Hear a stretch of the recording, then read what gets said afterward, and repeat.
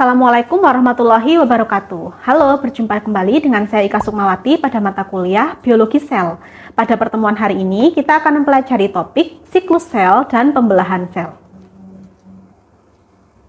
Pembelahan sel bersifat penting bagi suatu sel karena kemampuan sel untuk membelah menghasilkan sel keturunan yang merupakan salah satu dari karakteristik yang membedakan sel sebagai makhluk hidup dibandingkan benda mati. Peranan pembelahan sel pada organisme prokariotik dan uniseluler adalah sebagai sarana untuk bereproduksi. Sedangkan peranan pembelahan sel pada organisme multiseluler memungkinkan perkembangan dari zigot dan juga meregenerasi bagian tubuh yang sudah rusak. Pembelahan sel merupakan bagian yang tidak terpisahkan dari siklus sel. Pembelahan sel menghasilkan sel anak yang identik secara genetis, baik pada prokariota dan eukariota, sebagian besar pembelahan sel melibatkan distribusi materi genetik yang identik, yaitu dalam bentuk DNA, untuk kedua sel anak, kecuali pada meiosis yang terspesialisasi untuk pembentukan sel gamet. Sebuah sel yang membelah mereplikasi DNA-nya, mengalokasikan kedua salinannya ke ujung yang berlawanan dari sel, kemudian membelah menjadi dua sel anak. Replikasi dan juga distribusi DNA pada sel dapat dikelola dengan baik karena molekul DNA sudah dikemas menjadi struktur yang disebut kromosom. Setiap spesies eukariotik memiliki sejumlah kromosom yang khas di setiap sel intinya. Misalnya, inti sel somatik manusia mengandung sejumlah 46 kromosom yang terdiri dari dua set 23 kromosom yang masing-masing setnya diwarisi dari kedua orang tua. Nah, pada gambar berikut, kalian bisa melihat distribusi kromosom selama pembelahan sel eukariotik. Setiap kromosom yang mengganda memiliki dua kromatid saudara atau sister kromatid yang merupakan salinan dari kromosom asli yang tergabung satu sama lain. Kedua kromatid saudara masing-masingnya mengandung molekul DNA yang identik, yang awalnya melekat dengan adanya protein kompleks yang disebut dengan kohesin. Perlekatan ini dikenal sebagai kohesi kromatid saudara. Setiap kromatid saudara memiliki sebuah sentromer, yaitu suatu bagian kromosom yang sangat memadat.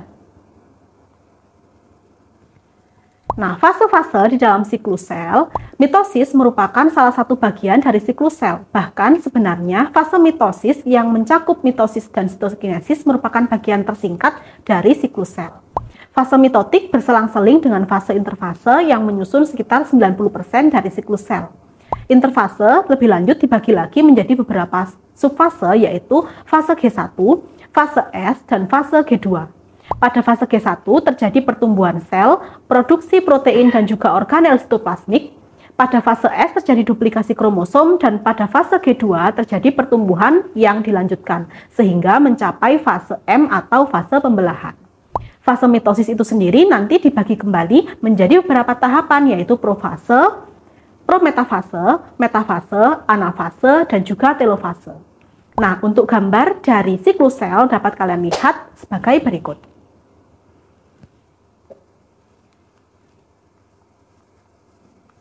Nah, berikut adalah gambar yang menunjukkan fase-fase dalam pembelahan mitosis. Yang pertama adalah fase interfase. Yang kedua adalah fase profase, dan yang ketiga adalah fase prometafase. Dapat kalian lihat bagaimana kondisi dari inti sel. Pada interfase dapat kalian lihat membran inti masih utuh. Kemudian pada fase profase, membran inti juga masih utuh, namun DNA yang terdapat di dalamnya sudah memadat menjadi struktur kromosom. Kemudian pada fase prometafase dapat kalian lihat bahwa membran inti sudah mulai terurai dan benang-benang spindle mulai terbentuk untuk berpasangan dengan masing-masing kromosom. Selanjutnya adalah tahap metafase. Pada tahap ini, kromosom berjajar pada bagian tengah atau bagian ekuator dari sel dan masing-masingnya diikat oleh spindle mitotik. Pada fase anafase, masing-masing kromosom dipisahkan ke bagian sel yang berlawanan atau kutub-kutub sel. Dan pada fase yang berikutnya, yaitu telofase dan juga sitokinesis, kedua sel baru yang terbentuk sudah mulai terpisah dan kemudian disusul oleh pembentukan membran inti yang baru. Nah, sitokinesis. Sitokinesis pada sel hewan terjadi melalui proses yang disebut dengan cleavage.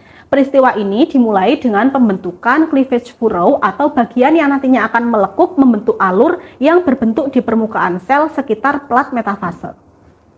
Di daerah tersebut terbentuk cincin kontraktil dari filamen aktin yang berasosiasi dengan protein miosin. Interaksi dari aktin dan miosin ini menyebabkan cincin berkontraksi dan menjepit sitoplasma menjadi dua bagian, sehingga nantinya sel akan terbelah menjadi dua bagian. Nah, adapun mitosis pada sel tumbuhan dapat kalian lihat pada gambar berikut. Sama halnya dengan sel hewan, mitosis pada sel tumbuhan juga terbagi menjadi fase profase, prometafase, metafase, anafase, dan juga telofase. Namun, yang membedakan di antara keduanya adalah keberadaan dinding sel yang tidak memungkinkan proses sitokinesis yang sama dengan yang terjadi pada sel hewan. Proses pembelahan sel yang berikutnya adalah meiosis. Meiosis merupakan pembelahan sel yang khusus untuk membentuk gamet, yaitu sel telur atau sel sperma. Pada pembelahan meiosis terjadi reduksi jumlah set kromosom dari diploid menjadi haploid atau 46 kromosom menjadi 23 kromosom pada setiap sel anak yang dibentuk. Tahapan meiosis sangat mirip dengan mitosis. Meiosis juga didahului oleh duplikasi kromosom. Namun, tahapan ini diikuti oleh bukan hanya satu, tapi dua pembelahan sel yang berurutan, yang disebut dengan meiosis 1 dan meiosis 2. Hasil dari meiosis adalah 4 sel anak yang masing-masing memiliki hanya setengah dari jumlah kromosom sel induk. Gambar berikut menunjukkan tahapan dari meiosis, yaitu tahap meiosis 1, yaitu pemisahan kromosom homolog. Pada tahap profase 1, dapat kalian lihat di sana membran inti sudah mulai rusak diikuti oleh pembentukan spindel mitotik. Kemudian pada tahap metafase, masing-masing kromosom telah berjajar pada daerah ekuator dan diikat oleh spindel mitotik untuk kemudian dipisahkan ke dua kutub sel yang berlawanan pada fase anafase 1. Nah, di sini kromosom homolog sudah mulai dipisahkan. Kemudian pada tahap telofase 1 terjadi pemisahan dari kedua sel yang akan dibentuk diikuti oleh fase sitokinesis. Gambar berikut menjelaskan tahapan selanjutnya, yaitu meiosis 2. Meiosis 2 adalah fase terjadinya pemisahan kromatid saudara ke masing-masing sel yang dibentuk. Nah, pada tahap profase 1, di sini masing-masing kromatid saudara sudah mulai akan berpasangan. Pada tahap profase 2, di sini sudah mulai terjadi pemasangan antara spindel mitotik dengan kromatid-kromatid saudara. Kemudian pada fase metafase 2, kromatid saudara sudah berjajar di lempeng ekuator atau bagian tengah dari sel. Kemudian pada tahap anafase 2, masing-masing kromatid saudara sudah mulai berpisah ke kutub sel yang berlawanan, dan pada telofase 2 diikuti dengan sitokinesis, kedua sel anak yang mengandung kromatid saudaranya masing-masing sudah mulai berpisah. Demikian, maka meiosis kedua ini menghasilkan 4 sel anak yang masing-masingnya berkondisi haploid. Nah, pembelahan mitosis dan juga meiosis yang telah dijelaskan tadi adalah pembelahan pada sel eukariotik. Lantas, bagaimana pembelahan pada sel prokariotik? Sel prokariotik contohnya bakteri melalui pembelahan yang disebut dengan pembelahan biner. Nah, prokariota dapat menjalani suatu jenis reproduksi di mana seluruh sel itu tumbuh kira-kira menjadi 2 kali lipat ukurannya, kemudian membelah untuk membentuk 2 sel yang bersifat sama. Pembelahan biner yang berarti pembagian menjadi 2 merupakan proses pembelahan yang berperan pada reproduksi aseksual dari eukariota bersel tunggal seperti amuba.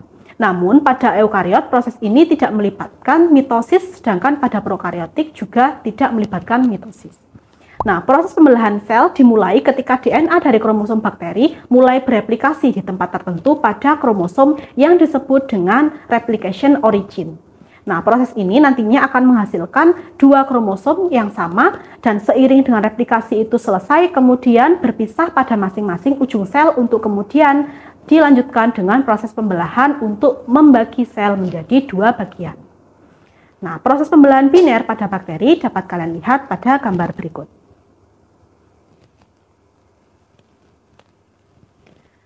Nah, pada pembelahan sel itu terjadi dengan adanya sistem pengontrolan khusus yang disebut dengan pengontrolan siklus sel. Siklus sel pada organisme eukariotik diatur oleh sistem pengaturan molekuler. Waktu dan juga kecepatan pembelahan di berbagai bagian tubuh itu berbeda dan juga sangat penting untuk diatur untuk dapat memungkinkan pertumbuhan yang normal, perkembangan, dan juga pemeliharaan dari sel-sel tubuh. Pada gambar berikut, kalian dapat melihat mekanisme pengontrolan yang terjadi pada suatu sel yang menunjukkan adanya pengecekan-pengecekan khusus pada setiap fase-fase pembelahan. Pengontrolan dari siklus sel juga terjadi karena adanya molekul khusus yang disebut dengan siklin. Nah, fluktuasi yang terjadi pada pengontrolan tersebut secara ritmis mengatur kecepatan peristiwa-peristiwa dari siklus sel. Nah, molekul regulator tersebut terutamanya terdiri dari dua molekul protein, yaitu protein kinase dan juga siklin. Untuk dapat aktif, protein kinase harus berikatan dengan siklin sehingga disebut dengan kompleks siklin dependent kinase atau CDK. Siklin mulai dibentuk pada akhir fase S dan terus terakumulasi hingga fase G2. Pada fase G2, siklin dan CDK nantinya akan berikatan, dan setelah membentuk kompleks, maka akan terbentuk maturation promoting factor atau MPF yang memicu sel memasuki fase mitotik. Nah, dalam proses pembelahan sel itu juga ada yang disebut dengan checkpoint, sinyal internal, dan juga eksternal yang mengatur bagaimana sel itu membelah untuk mempengaruhi apakah suatu proses pembelahan bisa berlanjut atau tidak. Sel hewan biasanya mempertahankan sinyal stop yang menahan siklus sel pada checkpoint tertentu sehingga terbentuk sinyal lanjut yang cukup. Nah, checkpoint dipengaruhi oleh banyak sinyal yang berasal dari mekanisme pengawasan dalam sel itu sendiri. Misalnya, apakah proses dalam fase tertentu sudah terjadi dengan benar atau tidak. Selain itu, juga dipengaruhi oleh sinyal dari luar sel. Untuk sebagian besar sel, checkpoint G1 adalah checkpoint yang paling penting dalam siklus sel. Jika pada checkpoint tersebut sel tidak membentuk sinyal lanjut, maka sel akan keluar dari siklus sel dan berada dalam fase G0 atau fase tidak membelah.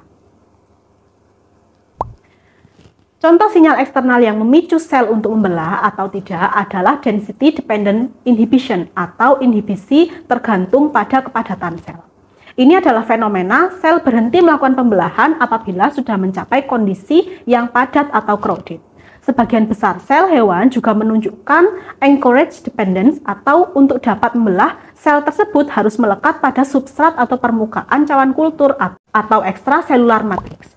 Adanya dua sinyal tersebut memastikan bahwa pada pertumbuhan sel terjadi hingga kepadatan optimal dan memastikan proses perkembangan embrio terjadi dengan benar. Hilangnya kontrol terhadap siklus sel dapat membentuk sel kanker. Pembentukan sel kanker dan juga bagaimana sel-sel itu tidak mengindahkan sinyal-sinyal dari luar untuk tetap membelah dapat kalian lihat pada gambar berikut ini. Nah, sekian penjelasan dari kami tentang materi pembelahan sel. Semoga penjelasan tersebut dapat memperjelas pemahaman kalian. Terima kasih. Wassalamualaikum warahmatullahi wabarakatuh.